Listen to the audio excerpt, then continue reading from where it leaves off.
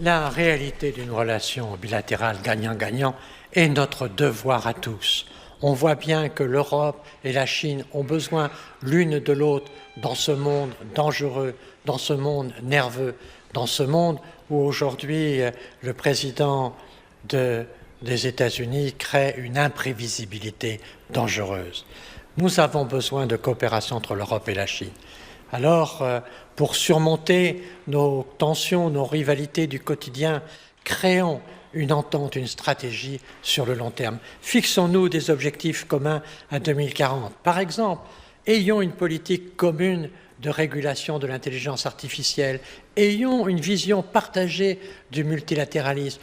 Pour sa part, Hubert Védrine, ancien ministre des Affaires étrangères, a souligné la nécessité pour la France et la Chine, pour l'Europe et la Chine, de regarder ensemble en face les réalités du contexte mondial actuel, y compris une éventuelle réélection de Donald Trump à la présidence américaine et toutes ses conséquences. Comment gérer la relation avec la Chine, qui est une puissance émergente colossale.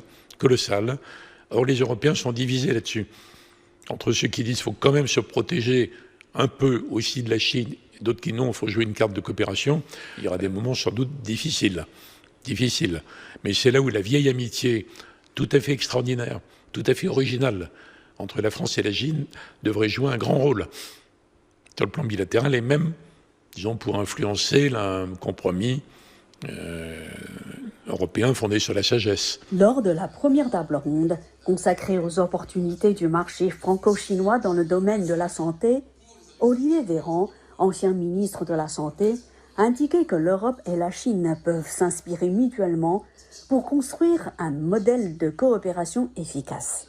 La Chine a fait une entrée fracassante dans le monde de l'innovation en santé, notamment dans le domaine des biotechnologies, où elle dépose maintenant plus de brevets, développe plus de nouveaux médicaments contre le cancer que l'Europe, ce qui n'aurait pas été envisageable il y a quelques années seulement. Donc ça fait de la Chine un partenaire très sérieux, très solide en matière d'innovation, et c'est inscrit dans la durée.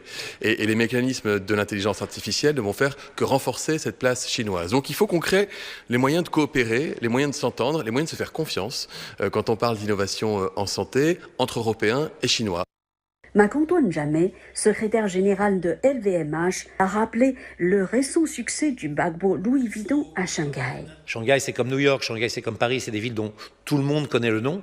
Donc c'était bien qu'au cœur de Shanghai, ce paquebot arrive, ce cargo plutôt arrive, et qu'il s'ancre. Moi, j'ai vu une photo aérienne Square People, enfin People Square, comme vous dites, je ne sais plus comment on dit, la place du peuple, je crois, qui est au centre de Shanghai. Et on voit mieux le bateau que l'opéra de Shanghai. C'est extraordinaire. Du ciel, c'est extraordinaire. Donc c'est aussi quelque chose pour prouver à nos amis chinois qu'on a confiance en eux, qu'on est là, qu'ils sont fidèles, que nous sommes fidèles, que l'innovation va arriver, qu'on a vraiment confiance en la consommation chinoise, vraiment confiance en nos clients chinois et que tout continue.